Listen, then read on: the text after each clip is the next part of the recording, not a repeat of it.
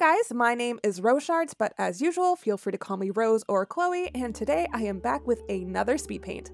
I decided I wanted to make something a little more detailed for Halloween this year, and this is actually my first digital painting speed paint in 3 years.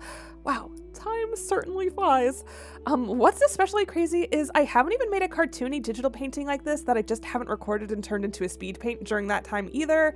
I've actually hardly been drawing outside of stuff needed for animations I'm working on, but working on this piece has definitely inspired me to want to change that. I really forgot how much I loved making art in the style.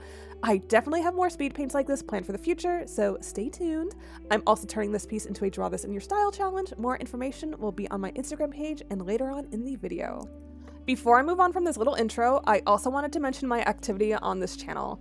I know I said I wanted to invest a lot more time into my channel this year, and then proceeded to post basically 0 long-form videos, and yeah. My bad.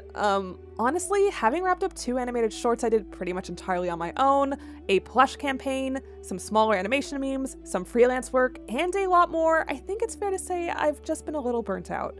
As much as I want to post more often, it's not always so easy to manage, especially when you consider I'm just one person with a lot going on behind the scenes. But I really do want to come up with a more consistent upload schedule, and I'm planning more stuff I can work on and post that also won't kill me in the process. On the bright side, I have been working on a lot of stuff for bigger, exciting animated projects, and I'm getting closer to being able to release some of that.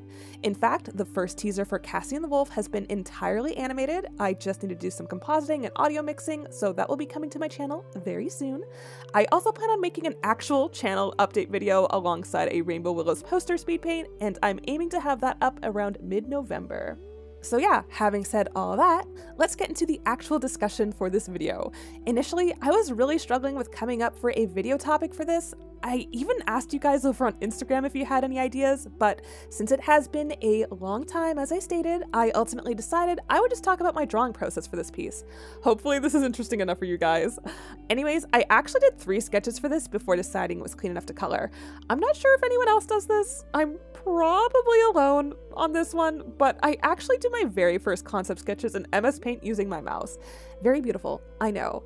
I'm actually not sure how I got into this habit. Sometimes I'm just too lazy to wait for my other programs to load, and I don't feel like turning to draw with my tablet, and like, is this normal? Is it concerning to actually be this lazy? But anyways, I cleaned up the sketch using an actual art program this time to get a better idea of the composition and such, and then I sketched over that to make sure the characters looked better and more on model.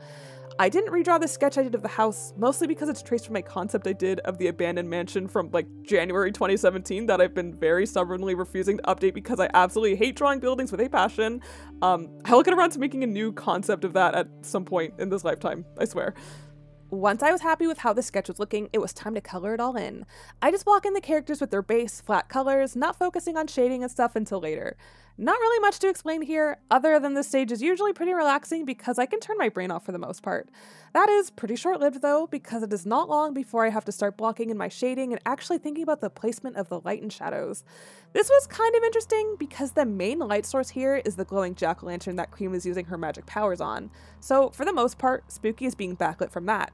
In order to not make this feel flat, I try to follow what the shape of his body would be in a 3-dimensional space, without making it too over the top or distracting. I wanted to make the lighting on Cream a little bit more intense though to kind of give her a more sinister vibe, like when a character in a cartoon is telling a scary story and they place a flashlight under their face. I also added a little bit of lighting to the top of her coming from the moon, which you'll see is much more cool toned to reflect that. Speaking of all this color and lighting stuff, it's important to look at your piece in grayscale to make sure the values are all looking good. If you have a keen eye, you may have noticed that the grass in the foreground was initially much darker, but I ended up lightening it. This is because it was really blending with the mansion and bushes in the background, and looking at my work in progress in black and white really helped point out this issue for me. I decided to darken the mansion and stuff slightly as well to really highlight the brightness coming from the jack-o'-lantern in the midground. Having this strong light source also helped separate Spooky from the background as well. Spooky is a dark cat, obviously being even darker in a night setting, so it can be really easy for him to blend in with other elements in situations like this. But adding strong highlights from the light behind him, as well as some reflective lighting underneath him, really helped make his silhouette stand out. And now to talk about my favorite part of the digital painting process, rendering and adding in all those little details. I moved from Clip Studio to Photoshop for this step. Personally, I find Photoshop's tools much more straightforward and easier to use for painting. I only wish Photoshop would finally update its blur tool so it actually does something, but oh well. I was actually a little nervous for this step because it's been 3 years since I've done this with a cartoony piece, and I was definitely feeling rusty. But thankfully, as I started smoothing out the shading, it felt like everything was coming back to me, and I actually feel like I've improved a decent amount since I've last done this, despite it being a while. But yeah, I start with airbrushing out some of these harsh lines and introducing a little touch of colors just to, make the transition look a little nicer. I also start going over some areas that need a little more polish so I can clean those up as well. I also draw over my sketch lines, but don't erase them. I personally feel keeping them in can add a little more depth to the characters and such. Again, as I'm doing this, I'm just trying to think of everything in a 3D space, thinking of how and where things would curve to avoid things feeling too flat. But I'm careful not to overdo it, as I'm not trying to make some hyper-realistic yet cartoony, uncanny piece. Like some of those cursed realistic character edits you sometimes see pop into your feed. Something interesting is I've actually noticed that as I've gotten more confident with my lighting and shadows over time and just going over things with a soft brush, I actually have felt less and less inclined to add more fur details and such in my work. I just find in a lot of cases it's really not necessary and can overcomplicate things and even become distracting in certain scenarios. Any fur details I added in this piece were overall pretty subtle or restricted to brightly lit areas where individual hair strands would naturally be more noticeable. As things get further from the foreground, it's good measure to make them less detailed so they're not competing with things in front. As I went over cream and smoothed things out, I was a little less precise and kept things a bit more painterly. I also only painted fur in areas with very harsh lighting. The differences in how I rendered her versus Spooky are more apparent when I zoom in on both of them. Since she's so small on the screen compared to Spooky, it really just doesn't make sense to put the same amount of time and effort into rendering her. I went even less detailed with the background, where the mansion had just one shading layer and one lighting layer with pretty minimal texture, and the trees are literally just flat silhouettes with some fog. Since they're blurred, it helps give the illusion of detail that really isn't there. Once I'm done with all the rendering, I move on to my final touches. I love going over the whole piece with layers set to multiply, overlay, soft light, and more, and just airbrushing over the highlights and shadows and stuff just to add a little more depth to the piece. For example, adding a subtle glow to the lighting on Spooky that goes a little past his silhouette really makes him feel more connected to the environment.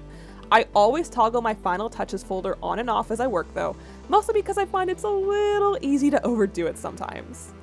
And with that, the entire piece is done. I'm really happy with how this turned out considering it's been so long since I've made a more detailed piece in this style. This definitely has me super inspired to make more digital paintings, so stay tuned.